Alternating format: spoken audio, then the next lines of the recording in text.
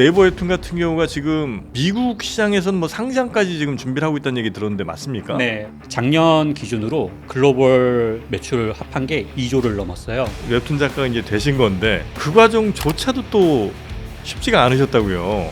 집에 들어와서 작품을 준비를 해야 되는데 도저히 몸을 가눌 수가 없는 거예요. 네.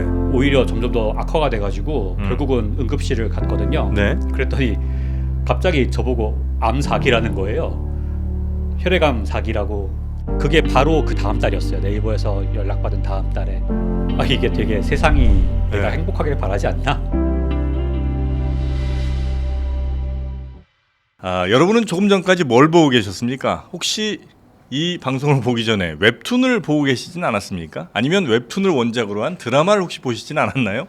요즘 정말 웹툰이 대세인 시대가 됐습니다. 우리나라 웹툰이 전 세계를 또 지금 휩쓸고 있는 그런 상황이 돼서 이 웹툰에 대한 관심도 계속해서 좀 높아지고 있는데, 오늘 모실 게스트분은요, 그 중에서도 굉장히 특별한 분입니다. 웹툰 작가분들 가운데 가장 고학력자로 정평이 나 있는 분입니다. 작가명은요 닥터 베르고요. 이대양 작가님 모시겠습니다. 어서 오십시오. 네, 안녕하세요. 만나서 네, 반갑습니다. 반갑습니다. 박사 학위를 받으시려면 굉장히 이제 공부를 열심히 많이 하셔야 되잖아요. 네. 그거 하시기에도 굉장히 바쁠 것 같은데 어떻게 웹툰 작가가 되신 거예요? 제가 박사 학위를 하던 중에 네. 이제 아이가 생겼는데 네. 그 유산이 됐어요. 네. 그래서 아내가 굉장히 좀 시리에 빠져 있는 시간이 있었는데 네. 그런 가족을 가지고 네. 이제 아이를 키우고 이런 문제에 대해서 처음 좀 진지하게 고민을 하셨고. 고민을 하면서 이제 만약에 우리한테 두 번째 기회가 있다면 네. 내가 아이를 키워보고 싶다라고 말을 했거든요. 이제 그 그 뒤에 아이가 태어나면서 이제 제가 3년 동안 네. 육아 휴학을 했어요. 그 저희 박사 학위 과정 중에 네, 그 저희 교수님이 거의 극대노를 하셨었는데 3년을 쉴 수가 있나요, 근데? 그 거의 그만두는 의미였죠. 정말 이렇게 저는 이제 가족을 위해서 이제 중단하겠습니다라고 선언을 했었는데 여러 가지 우여곡절 끝에 네. 이제 다시 돌아가서 박사 학위는 마쳤는데 네. 그 뒤가 오히려 되게 좀 깜깜해지더라고요. 학위는 마쳤는데. 네, 이제 오히려 이제 되게 공백기가 너무 길고 이제 커리어가 비어서 근데 이제 어렸을 때부터 되게 글 쓰는 거를 좋아했어요. 네. 그래서 대학생 때도 소설책도 내고 이제 작가 활동을 꾸준히 했었는데 이렇게 된 거 다시 한번 어릴 적 꿈을 쫓아보면 어떨까 이렇게 해서 이제 그 당시에 웹툰 시장이 굉장히 커지고 있던 도중이고 그래서 아내가 먼저 제안을 줬거든요. 당신 소설보다 요즘 웹툰이 핫하니까 웹툰이나 한번 그려보는 거 어때? 이렇게 해서 그림은 배워야 되는 거 아닙니까? 제가 아이랑 놀다가 네. 트램폴린에서 잘못 떨어져가지고 척추가 부러졌던 적이 있어요. 뭔 얘기가 이렇게 다 슬퍼요. 네. 뭐 애기랑 놀아주다가. 네. 애가 너무 재밌게 노니까 이게 저까지 가슴이 약간 뜨거워져가지고 이제 아이 있는 동안엔 제가 마음대로 못 놀잖아요. 위험하니까. 네. 그래서 아이 낮잠 자는 사이에 막 공중돌기 하고 막 하다가 잘못 떨어져가지고 이제 척추가 부러져서 몇 달 누워 있었거든요. 네. 근데 이제 그 와중에 할 수 있는 게 뭐가 없잖아요. 누워서. 네, 그래서 처음에는 글을 쓰려고 했는데 제가 그때 왼손을 못 써가지고 한 손으로 키보드 치는 게 너무 힘든 거예요. 그래가지고 그림을 그려보자. 그렇게 해서 몇 달 동안 정말 각 잡고 그림을 그렸던 적이 있거든요. 허리를 못 움직여서. 아니 계속 누워 있어야 되고 몇 달 동안 3개월을 누워 있었고요. 이제 그때 이제 오른팔까지만 멀쩡하고 이제 요 아래가 이제 힘이 없는 상황이라서 감각은 있는데 이제 네. 힘이 없는 상황이어서 순장 보고 누워 있었거든요. 이제 그래서 앞에다가 모니터 놓고 이제 거기다 그림을 그리기 시작을 했었어요. 와. 그 스노우볼이 여기까지 굴러올 줄은 몰랐죠. 그 당시에는 정말 쥐푸라기로 잡는 심정이긴 했는데 네네. 결과적으로 몸은 회복을 했고 네. 박사 학위도 마쳤는데 이제 그 뒤에 다시 이쪽 길로 돌아올 거라고는 그 당시엔 생각을 못했죠. 와, 대단합니다 진짜. 아니 근데 다행히 웹툰 시장이 엄청나게 커져서 네. 우리 작가님도 그 덕을 좀 보시긴 했죠. 그럼요. 제 데뷔작은 닥터 앤 닥터 육아일기라는 작품이고요. 저희 아내가 산부인과 전문의예요. 그래서 이제 닥터가 낳고 이제 아빠 닥터가 키운 이제 공학 박사 아빠가 키운 육아일기다 이렇게 해서 정말 독특하다. 네. 자, 좋습니다. 그럼 라이프 인 넘버스 본격적인 이야기 한번 좀 나눠보도록 하겠습니다. 우리 작가님이 선정하신 첫 번째 숫자는 어떤 숫자입니까? 100 가지고 왔습니다. 100이요. 네. 100은 어떤 의미일까요? 네이버 웹툰이 2013년부터 광고를 비롯해서 본격적인 수익 활동을 시작을 했거든요. 한 10년쯤 됐군요. 네, 그 당시 네이버 웹툰 매출이 200억을 조금 넘었어요. 와, 그래도 200억이나 했었어요. 네, 뭐 물론 이제 워낙 이제 페이지 뷰가 있고 하니까 이제 네, 광고 네. 수익도 있고, 그리고 2016년에 쿠키를 통해서 본격적으로 정말 독자층에도 이제 직접적인 수익 활동이 시작이 됐고, 네. 작년 기준으로 글로벌 매출 합한 게 2조를 넘었어요. 200억에서 네, 그래서 한 10년 100배 만에 커져서, 네, 100배가 커진 거예요. 네. 그래서 지난 10년 동안 네. 웹툰 시장이 얼마나 크게 커졌는지. 성장했는가, 그걸 대표하는 숫자로 100 가지고 왔습니다. 아니 실제로 그 네이버 웹툰 같은 경우가 지금 미국 시장에서는 뭐 상장까지 지금 준비를 하고 있다는 얘기 들었는데 어떻게 이렇게 우리나라 웹툰이 전 세계적으로 사랑을 받을까요? 이유가 뭐라고 혹시 보십니까? 만화라는 형식 자체는 네. 역사적으로 보면은 미국이나 일본 시장 쪽이 훨씬 더 뿌리는 깊고 어떤 분업화든 뭐 그런 것들은 잘 되어 있었다고 생각하는데, 네. 어떤 모바일 시장의 적응이 가장 빨랐던 게 한국 웹툰이. 웹툰이라고 생각해요. 이 세로 스크롤이라고 하는 형식을 처음 도입한 게 한국 웹툰이거든요. 네네네. 그 전까지는 당연히 이제 만화책, 좌우로 넘기는 네, 건데. 단행본 어떤 출판물 그걸 기반이었는데, 일단 세로 스크롤이라는 것 자체가 모바일 환경에 워낙 잘 맞아 떨어졌고, 네. 거기에 맞춘 기술적인 부분들도 물론 성장을 하고, 또 한국형 빌드업이 있잖아요. 정서적으로나 이제 스토리적으로나, 진짜 잘하죠. 네, 굉장히 이제 감정을 쥐락펴락하는 그런 부분들, 신선한 맛이 또 있다고 생각해요. 어떤 한국형 그런 밀당과 그 약간 로맨스의 그런 달달한 네. 맛을 모르던 서양인들과 이제 그쪽 사람들이 이거는 되게 신선하다. 막 대뜸 막 키스부터 어떤 갈기고 보던 작품들에서 갑자기 손잡는데 50화 걸리는 이제 웹툰을 보면서 이게 뭔가. 네, 이게 뭔가 이게 이 몰입감은 뭐지? 약간 이 기다려짐은 뭐지? 네, 약간 네, 그런 부분이 워낙 성공적으로 자리 잡지 않았나. 결제해야 생각합니다. 또 키스씬 볼 수 있으니까. 네, 딱 키스 할 것 같은데 당장 쿠키 구워야 다음 화에서 키스를 할 거 아니에요. 네네네. 근데 막상 또 구워봤는데 그때 안 해요. 근데 뭔가 더 큰 떡밥이 또 나와. 그러면 하면서 한 번 더 굽고 이러다 보면 이제 그 루프에서 빠져나가지 못하게 되는 거죠. 네. 그거를 이제 많이 함으로써 결국 이제 경제적인 어떤 이득도 당연히 그 플랫폼에서는 또 취해야 될 테니까. 네. 근데 그걸 잘하는 분이 당연히 돈도 많이 버시죠. 네. 어느 정도 많이 봅니까? 잘 버는 분들은.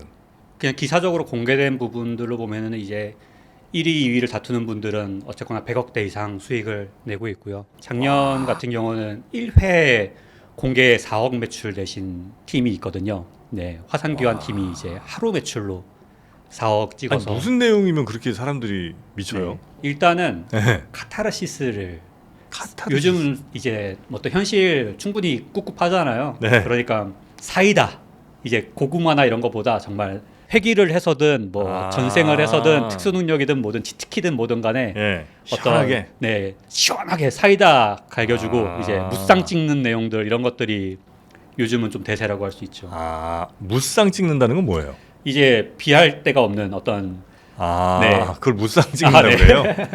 너무 그 세계에 오래 계시니까. 네. 정말 이제 혼자 쓸고 다니는 겁니다. 혼자 다 해먹는 거죠. 그런 네. 걸 이제 사람들이 시원해하는군요. 네. 그거는 그러니까 어찌 보면 이 세상 사람들이 갖고 있는 불만을 잘 파악하는 것도 굉장히 중요하겠네요. 네, 허구의 작품이라는 거는 결국 현실의 갈증을 긁어주는 게 가장 해소시켜주는 게 가장 큰 수요라는 이제 표현이 있었는데, 저는 조금 걱정됐던 부분은 한동안 웹툰에서 대세가 어떤 시스템이 시키는 대로 하는 게 그 가장 큰 키워드였던 적이 있거든요. 시스템이 시키는 대로 한다는 게 뭐죠? 시스템이라고 갑자기 뭐 상태창이라든가 어떤 메시지 창 같은 게 나타나서 미션 같은 걸 주는 거예요. 뭐 너 쟤한테 가서 뽀뽀해라든가 뭐 너 쟤 가서 때려 뭐 이런 식의 미션을 주면 웹툰 내에서 네. 그거를 하면 시스템이 보상을 주는 거예요. 네. 어떤 뭐 불가능한 것들, 뭐 너 키 3cm 키우는 거 줄게, 뭐 너 얼굴 더 잘생겨지는 거 줄게. 그런 게 한참 유행했던 적이 있어요. 네, 그렇게 하면서 되게 불합리한데 얘가 시키는 대로만 하면 내 인생이 펴는 거예요. 네. 그런 작품들이 너무 유행할 때가 있었어요. 유행을 하는 걸 보면서 학생들이 길을 잃었구나. 뭔가 차라리 진짜 이게 된다는 보장만 있으면 나는 시키는 대로 할 텐데 누가 그걸 가르쳐주지 않으니까 그걸 가르쳐줬으면 좋겠구나. 이게 대중적인 정말 갈증 요인이라는 걸 보면서 되게 좀 무섭기도 하고 좀 네네네. 슬프기도 하고 그랬어요. 그 웹툰 인기 있는 웹툰들을 잘 분석해 보면 그 시대에 지금 뭐가 문제인지도 잘 파악할 수가 있겠네요. 말씀 네. 들어보니까. 그나저나 이 미국에서 굉장히 논란이 된 무슨 웹툰계에 사건이 있었다는데 어떤 사건입니까? 그 참교육이라고 네. 우리나라에서도 정말 상위권 했던 작품이고 네. 거의 글로벌 진출 많이 되어 있는 작품이 있어요. 네. 거기에서 혼혈 학생들과 네. 혼혈 선생님과 음. 이제 그런 지방 같은 경우에는 이제 다문화 가정들 이런 쪽에 오히려 비중이 높아지고 뭐 이제 그런 다문화 정책이라던가 다문화 가정과의 마찰 문제들 이런 것들을 현장에서 겪을 수가 있으니까 네. 이제 그런 갈등 과정을 그리면서 음. 흑인 혼혈 학생이 네. 백인 혼혈 선생님에게 미국 계실 때 뭐 옐로 몽키라는 말 못 들어보셨어요? 뭐 이런 식의 표현을 했을 때 이제 백인 선생님이 나는 그런 말을 들었을 때 그걸 맞받아치면서 그 어떤 흑인을 뜻하는 그런 N 워드를 쓰고 했다라는 이제 말이 있었는데 그게 논란이 좀 됐군요. 우리 정서상에서 봤을 때는 상대방이 먼저 어떤 인종차별을 했으면 나도 인종차별을 받아치는 게 어떤 정당방위고 네. 그런 인종차별적 이슈라던가 그런 표현 같은 것들이 서구 문화권에서는 훨씬 뿌리 깊고 예민한 문제였던 거죠. 심지어는 그게 미국에 공개가 되기도 전에 한국 그 공개된 거에 불법 번역본으로 문제가 터졌어요. 그래요? 네. 이제 한국에서 한 달 정도 이제 더 먼저 연재가 되고 있으니까 그거를 미리 보기로 해서 그걸 불법 번역을 해서 돌려보던 쪽에서 야 이거 이렇게 되는데 이러면서 문제가 터졌는데 아마도 현지화하는 단계까지라도 갔으면 네. 그 담당 분이 이거는 우리 시장에는 맞지 않다라든가 이렇게 해서 뭐 순화를 한다든가 뭐 그랬어도 그 문제가 터지진 않았을 거라고 생각하는데 아예 워낙 이제 인기 있는 작품이고 뭐 미국에서 계시던 분들은 쿠키에 만족을 못하고 한국 것까지 미리 보고 계시던 상황에서 그렇게 되니까 이제 이게 이렇게까지 된다고 하면서 바로 연재 중단 조치가 됐어요. 연재 북미에서. 중단이요? 네. 뭐 사과문 뭐 게시나든가 뭐 이런 것도 아니고 정말 바로 연재 중단 조치가 됐거든요. 네네네네. 그런 거는 굉장히 하여튼 뭐 당연히 우리보다 훨씬 더 민감하긴 할 것 같은데 그래서 연재 중단이라는 초강수까지 두게 됐고 이제 글로벌 진출의 어떤 장단점이겠죠. 어떤 시장적으로 훨씬 더 성장하지만 만약에 거기에 진출을 한다면 그쪽 문화권의 마음과 그런 역사적인 맥락까지도 다 같이 고려를 해야 된다는 거. 네네네. 그런데 모든 웹툰 작가가 당연히 그렇겠습니다만 뭐 그 100억대 수입은 당연히 아니실 거고 대부분의 웹툰 작가분들은 뭐 그래도 어느 정도 이상의 좀 수입이 좀 나오는 편인가요? 뭐 평균 수익 이렇게 내면은 뭐 삼성전자 2배를 번다 이렇게 하면서 나오는데 그게 저는 좀 평균의 함정이 있다고 생각하거든요. 잘 나가는 사람들. 네, 잘 나가는 분들이 워낙 많이 버니까 이제 상위 한 10% 안쪽 이렇게 봤을 때 평균 내면 몇십억 나올 거거든요. 한 1, 20억 정도 나올 거예요. 그러면 뒤에 있는 사람들이 한 푼도 안 벌어도 평균 내면은 2억은 나오거든요. 그러니까 이제 양극화 그게 굉장히 심한 분야 중에 하나라서 정말 1등 작가는 100억대 이제 수익을 내는 거고요. 뒤쪽으로 가면 갈수록 이제 한 중소기업 연봉 정도 이제 뭐 대기업 초봉, 중소기업 연봉 이렇게 되는 층도 분명히 존재를 하고 그 층이 오히려 좀 두껍죠. 그래서 모두가 이제 상위권을 위해서 상위권을 꿈꾸며 열심히 달리고 있는 상황입니다. 비교적 작품이 좋으면 혹은 확실히 운이 아닌 실력에 의해서 많이 좀 좌우가 됩니까? 아니면 이것도 운빨이 좀 센 쪽입니까? 일단은 한 몇 년 전까지만 해도 되게 독특한 소재, 어떤 참신한 아이디어, 어떤 작가의 개성 이런 걸로 어떤 경쟁이 되고 이제 그런 것들끼리 싸우는 구도였는데 지금 같은 경우는 이제 웹툰이 돈이 된다 이런 것들이 워낙 자명하게 막 수치적으로 나오고 상위권이 되냐 못 되냐에 따라서 워낙 양극화가 심해지고 이렇게 하니까 어떤 약간 K 아이돌 산업 비슷한 느낌으로 정말 인력과 그런 거를 갈아 넣어서 초반부터 막 엄청나게 치고 들어오는 막 광고하고 뭐 팀을 꾸리고 아예 스튜디오나 이런 데서 정말 사람들을 이게 이미 성공한 웹소설이나 이런 쪽에 성공한 IP를 사와서 거기에 각색 작가 붙이고 뭐 작화자가 따로 뭐 배경 따로 뭐 후보정팀 따로 넣고 뭐 이런 식으로 해가지고 정말 스튜디오 대 스튜디오들이 경쟁하는 구도로 많이 바뀌었거든요. 이제 뭐 자본이 네. 완전 이제 그들의 논리로 돌아가는군요.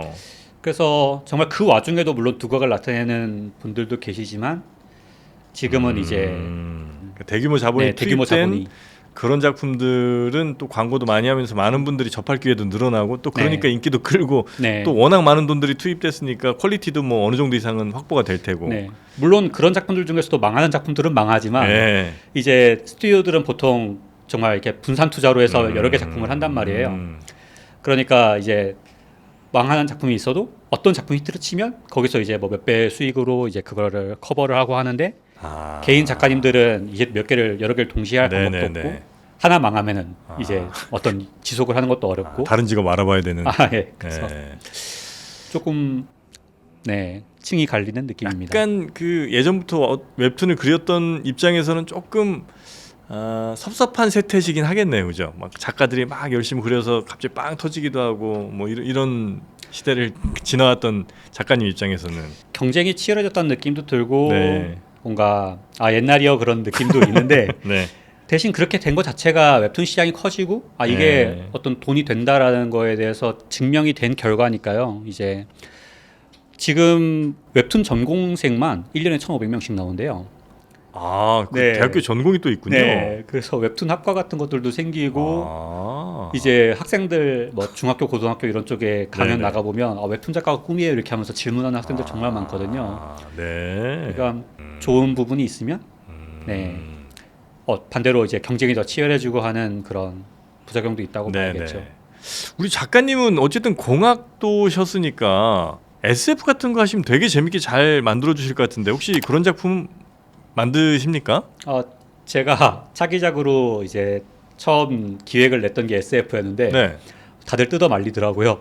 왜요? 네, 일단은 우리나라는 이제 SF에 대한 잠재적 독자층이 워낙 얇고 이제 눈은 높은 거예요. 헐리우드과 각종 어떤 마블. 유서 깊은 SF물을 접하면서 거기에 이제 심취해서 스탠다드는 되게 높아지셨는데 거기에서 이제 저처럼 작화나 이런 게 좀 부족한 작가가 경쟁을 하기에는 이제 안 된다 이거죠. 그래서 SF는 그 장르를 꿈꿨던 모든 작가들의 무덤이라고 그러면서 다들 주변에서 뜯어 말리더라고요. 그래도 언젠가는 서울대 박사표 SF 한번 해보고 싶습니다. 근데 만약에 그 하신 다음에 SF에 뭐 그래도 어떤 주제라든지 뭐가 있을 거 사건이라든지 뭐 있을 거 아닙니까? 네. 어떤 쪽으로 쓰시려고 했던 거예요? 당시 소재로 생각을 했던 거는 결국 기술 진보에 대한 내용인데 네. 이제 사람을 온라인 공간에 업로드한다라고 하는 아이디어 자체는 이미 다른 작품들도 나와 있고 어떻게 업로드하는가에 대해서는 그냥 뇌 스캔 쫙 해가지고 갑자기 간다든가 뭐 VR 기기를 쓴다든가 이제 그런 식이잖아요. 저는 공학 전공자의 입장에서 그런 기술이 개발되기까지에 발생할 수 있는 문제들에 대해서 이제 물론 기기적인 문제, 기술적인 문제, 윤리적인 문제, 네, 혹은 뭔가 사건 사고들 이런 것들을 다룬 작품을 쓰고 싶었는데 네. 그 콘티를 보신 그 선배 작가님들이 무슨 얘기인지 하나도 모르겠다고. 네, 알겠습니다. 이렇게 이제 우리 이대양 작가께서는 어려움을 딛고 그 허리 부상을 넘어서 네, 이제 척추, 여기 목이었습니다. 목. 경추 네, 경추랑 흉추가. 그게 이제 네. 부러지는 네. 그런 힘든 일을 이제 겪고 나서 웹툰 작가가 이제 되신 건데 그 과정조차도 또 쉽지가 않으셨다고요. 네. 어떤 일이 좀 있었습니까? 네이버 웹툰에서 연락을 받은 게 네. 2019년 7월이에요. 19년 7월 네. 낮에는 학교에서 일하고 네. 이제 연구지원 센터라는 데서 일하고 있었거든요. 밤에는 집에 돌아와서 웹툰 그리고 하는 생활을 제가 하고 있었는데 연락을 딱 받으니까 정말 됐다 하면서 네. 약간 정말 번아웃 같은 게 와가지고 네. 정말 한동안 거의 누워서만 지냈거든요. 잠만 자고. 그러니까 허리 문제가 아닌. 네. 정말 네. 그냥 사실 이게 주경야독이라고 표현을 하긴 하는데 네. 낮에 일하고 와서 또 밤에 그림 그리고 하는 이 쉽지는 않잖아요. 그걸 5개월을 했으니까요. 이제 그러다가 뭐 물론 이제 지망생분들한테는 되게 짧은 기간인데 네. 이제 그래서 와중에 이제 됐다 하고서는 학교에 사직서 딱 내고 집에 들어와서 작품을 준비를 해야 되는데 도저히 네. 몸을 가눌 수가 없는 거예요. 네. 그래서 와 내가 너무 몸을 무리했구나, 너무 이제 정말 무리하게 썼구나, 잠도 안 자고 그랬구나 이렇게 하면서 쉬었는데 네. 그게 낫지를 않고 오히려 점점 더 악화가 돼가지고 음. 결국은 응급실을 갔거든요. 네. 그랬더니 갑자기 저보고 암사기라는 거예요. 혈액암 사기라고. 사기요? 네. 그래가지고 그 당시 이제 예. 골수 이런 쪽까지 다 전이가 침범이 되어 있는 상황이었고 뱃속에 막 정말 주먹보다 큰 그런 덩어리들이 막 덕지덕지 있는 그런 상황이었거든요. 그게 바로 그 다음 달이었어요. 네이버에서 연락받은 다음 달에. 와. 네. 그래서 아 이게 되게 세상이 내가 네. 행복하길 바라지 않나 그런 생각을 하면서 아휴. 네. 근데 막상 또 그렇다고 아무것도 안 하기는 그렇잖아요. 아, 일단 치료하셔야죠. 네, 치료를 하긴 하는데 뭐 어쨌건 한 달에 한 번씩 가서 항암하고 하는데 그 사이에 있는 시간에 뭔가는 해야 되는데 뭘 할까 하다가 어쨌거나 내 꿈은 작가고 네.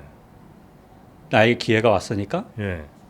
그리고 이제 이걸 그려놓으면 어떤 우리 아들이나 이제 아내가 나중에 그리울 때 볼 수 있으니까 이걸 하자. 그렇게 해가지고 제가 한 번도 이제 휴재를 안 하고 이제 그 치료 기간 동안 계속 연재를 해가지고 그러니까 어쩌면 네. 그 다음까지도 생각을 하신 거네요. 네 이제 사기라는 게 워낙 뭐 이 치료하기 어렵다고들 많이 하니까 네. 암사기면. 다행히 저 같은 경우는 반반 정도는 됐어요. 네 이제 혈액암의 특성인데 네. 좀 막 장기나 이런 것들을 아예 뭐 잘라내거나 하는 게 아니고 이제 항암이나 이런 거에 대한 반응을 보는 거니까 네. 이제 그래서 반반 정도는 볼 수 있는 상황이라서 이제 늘 그런 마음으로 살았거든요. 그러다가 먼저 작품 무사히 완결하고 그래서 원래는 되게 저희 아들 초등학교 가는 내용으로 막 와 드디어 학생이 됐다 이런 느낌으로 되게 밝게 끝내고 싶은 작품이었는데 네. 연재 시작하기 전에 갑자기 암 환자가 돼가지고 그 제 암투병기로 그 작품의 끄트머리에 이제 무사히 관해라고 해서 이제 일시적인 이제 암세포 소멸 진단을 이제 받고 이제 드디어 뭔가 이제 잘 관리하면 살자 어떤 그런 내용으로 마무리가 됐어요. 마무리를 할 수 있었거든요. 그래서 작품 결이 많이 달라졌죠.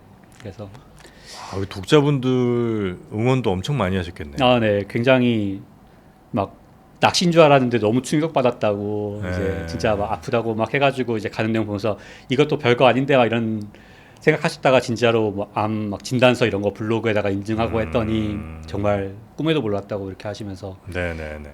지금은 저 아내분께서 너무 좋아하시겠네요, 그죠? 네. 일단 정말 같이 많이 울었죠. 네, 진단 받던 때도 그렇고 네. 나중에 정말 딱 찍었는데 이제 깨끗해졌을 때 그때도 그렇고 정말 그 안병동에 다른 분들 많이 계시잖아요. 네, 그러니까 네. 거기서 막 나와 그 듣고선 나와가지고 막 좋아할 수가 없으니까 비상계단에 가가지고 네네. 네 그렇게 하고 그랬습니다. 그래 치료 됐다는 거 자체가 약간 다른 분들 매번 보던 분들한테 너무 죄스러우실 수도 있겠네요. 네. 네. 아니, 물론 뭐, 희망을 드려야 되긴 하지만. 되게 약간 두 가지인데 그래도 네. 막 그 뒤에도 이제 뭐 그런 암 환자분들 관련해서 캠페인도 다니고 뭐 어떤 그 소아암 친구들 같은 경우는 그 학교를 못 나가니까 네네. 거기에 이제 병원 학교라고 해서 병원 내에 학교가 네, 있군요. 병원 내에서 이제 교육을 받을 수 있도록 온라인이나 이제 오프라인으로 이제 하는 기관들이 있어요. 이제 거기서 네네네. 아이들도 가르치고 하거든요. 그래서 저도 4기였는데 나았다고, 저도 머리 빠졌었는데 다시 다 났다고 막 이렇게 정수리 보여주고 이렇게 하면서 여러분도 다 나을 수 있다 이런 얘기를 하는데 빠졌다가 다시 나신 거예요? 여기 정수리만 이게 빵꾸가 뽕 나가지고 네. 그때 막 그래. 많이 좀 우울했었는데 네. 그래도 이제 지금은 다 났습니다. 네. 이게 뭐라고 하나요? 그 완치의 기준이 또 있잖아요. 5년 맞나요? 네. 제가 넘고 싶은 숫자로 네네네. 제가 0315를 드렸어요. 0315. 네. 그게 이제 제가 완치 판정을 받을 수 있는 내년 3월 15일이 제가 이제 말씀하신 5년을 넘는 날이거든요. 2025년 네. 3월 15일이 네. 그래서 그렇습니까? 저에게는 그 숫자가 정말 꼭 넘고 싶은 무사히 넘고 싶은 숫자입니다. 당연히 지금도 이제 가서 한 번씩 검진을 네. 하시죠. 네. 지금까지는 매우 괜찮습니까? 네, 클리어합니다. 그리고 진짜 너무 다행입니다. 네. 우리 이대영 작가님. 네. 아니 허리 한번 부러져. 또 암도 그냥 네. 젊으신데 일기도 아니고 4기까지 진행이 네. 되셨다. 그것도 이제 극복을 하셨어. 그 와중에도 어쨌건 다 일어나서 이렇게 살아있고 예. 암도 이겨내고 이렇게 하는 거는 저는 제가 제 인생의 주인공이라고 믿는다고. 아 진짜 맞습니다. 네. 그래서 이런 이야기를 전하기 위해서 저는 네, 시련도 있고 고난도 있는 거라고. 네. 0315, 315는 꼭 넘으셔야 됩니다. 당연히 네. 그러시겠지만. 근데 그 모든 걸 다 극복을 하셨는데 그래서 심지어 뭐 휴직한 거, 뭐 허리 다친 거, 뭐 암까지 다 극복하셨는데 왜 이 공대생들은 저 체크 무늬 셔츠는 극복을 못 하는 겁니까? 아니 공대생들 뭐 약속을 한 거야? 아니면 오리엔테이션 시간에 저 교육을 받습니까? 지금 정프로님도 체크무늬 입고 계신데 아 이런 체크는 아니에요. 공대생 체크와 완전 다릅니다 이거는. 이것도 공대생 체크라기에는 조금 세련된 체크거든요. 근데 아 여기서 패션 대신. 네. 네. 이게 제가 그 질문을 받고 네. 정말 왜 그렇지라고 한동안 생각을 해봤어요. 공대생 체크에 대한 질문들이 많이 있죠. 그걸 별로 생각을 못 하고 있다가 네. 저희끼리는 질문 안 하잖아요. 그러니까 공대생들끼리는 의구심이 들지 않는단 말이에요. 그냥 우리끼리 왜 체크를 입고 있을까에 대해서는 아무도 의구심을 품지 않기 때문에 네. 나왔는데 이제 질문 받아가지고 저도 제 옷이 다 체크 무늬는 아니다. 제 옷장 보면은 한 체크가 반 정도 되고 나머지가 반 정도 된다 그랬더니 아무도 체크 무늬를 반씩이나 가지고 있지는 않다는 거예요. 그 당연히 그렇고요. 네. 그리고 공대생분들 아마 우리 박사님도 그러실 텐데 체크 아닌 옷과 체크 옷을 또 이렇게 겹쳐 입으면서 늘 체크는 네. 나옵니다. 네. 안에 흰 면티를 입고 체크를 입는다든지 네. 체크 입고 그 위에 점퍼를 입는다든지 네. 맞잖아요. 그래서 제가 왜 공대생들은 체크 무늬를 입는가에 대해서 이유를 생각을 해봤는데 이게 얼룩말을 보시면 줄무늬가 있잖아요. 그게 이렇게 여러 마리가 모여 있으면 네. 정확히 몇 마리인가 파악하기 힘들게 만드는 그 위장 효과가 있거든요. 네. 공대생들도 이제 물론 그러면 안 되지만 출석 체크를 하다 보면 이제 불가피하게 대리 출석을 하는 경우가 있단 말이죠. 막 이렇게 하면서 네. 그때 이제 체크 무늬가 잔뜩 모여 있으면 이게 정확히 몇 명인지가 파악하기가 힘들어지는 어떤 위장색 같은 게 아닐까. 그게 체크 무늬가 아닌 학생이 걸릴 확률과 체크 무늬인 학생이 걸렸을 때 확률을 비교 분석을 하면서 체크 무늬인 공대생들만 살아남은 거죠. 그렇게 하면서 자연 선택이 돼가지고 마치 진화처럼. 네, 진화처럼 이제 그렇게 해서 체크 무늬인 공대생들만 살아남아서 네, 체크 무늬가 공대의 어떤 상징으로 굳어진 게 아닌가. 지금 공대생은 아닙니다만 제가 좀 공학적으로 분석해 보건대는 오히려 공대생분들이 이제 실험 많이 하죠. 네. 그 다음에 이것저것 막 묻을 일이 많단 말이죠. 네. 식사하실 때도 정신없이 빨리 먹으니까 막 튄단 말이죠. 공대생의 이미지가 그런 이미지인가요? 네. 그러다 보니까 이게 그냥 단 세계에서는 굉장히 티가 많이 난단 말이죠. 네. 그래서 아마 체크 무늬로 이게 뭐 2번 3번 계속 입어도 별로 티가 안 나니까 거기 아마 더 뭐 급할 때는 약간 그래프 같은 것도 그릴 수 있고, 네, 약간 좌표도 찍을 수 있고, 네. 정말 대단합니다. 그런 것까지 생각해 보시는 네, 우리 이대양 작가님 진짜 어려울 일 남들이 평생 어쩌면 한 번도 안 겪어 보셨을 수도 있는 일들을 벌써 겪으신 거 아니에요? 네. 이제는 좀 편하게 좀 가시죠. 고생 총량의 법칙 같은 게 있다면 앞으로는 아마 무탈하게 꽃길만 걷지 않을까 싶습니다. 지금 하고 있는 작품은 닥터 앤 닥터 병원 일기라고요. 병원 일기. 제가 이제 암 진단을 받음으로 인해서 만난 저희 주치의 선생님, 주치의 선생님의 친구분들, 혹은 제가 이제 봉사활동을 가고 있는 그 병원학교의 소아암 담당자분 그리고 거기 있는 학생들 이제 그렇게 인연이 닿은 분들에 관한 이야기거든요. 네, 많은 응원과 사랑 부탁드리겠습니다. 누군가 아프고 힘든 얘기를 이렇게 읽기가 사실은 쉽지가 않아요. 읽는 독자 입장에서. 그러나 이제 그게 그 와중에서도 뭔가 이렇게 희망이 담겨 있고 그렇다면 아마 그 힘으로 좀 더 용기를 내서 읽을 수 있지 않을까 싶은데. 그래서 누군가는 해야 될 일이라고 생각했어요.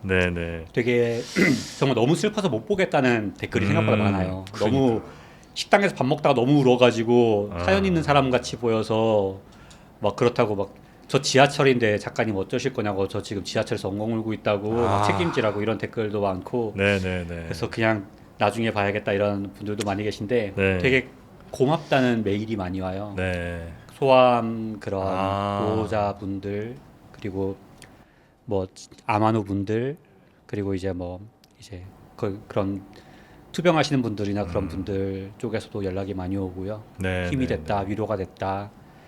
심지어는 이게 시한부인 분도 연락을 하셔가지고 되게 빨리 마음을 다잡고 일어나는데 도움이 됐다고 그렇게 응원 메시지를 보내주시는 거에서 네. 이 작품은 인기가 있고 없고를 떠나서 누군가는 꼭 해야 될 작품이고 누군가에게는 정말 꼭 필요한 위로가 되는 작품이구나. 나는 이 작품을 무사히 완결해야겠다. 네.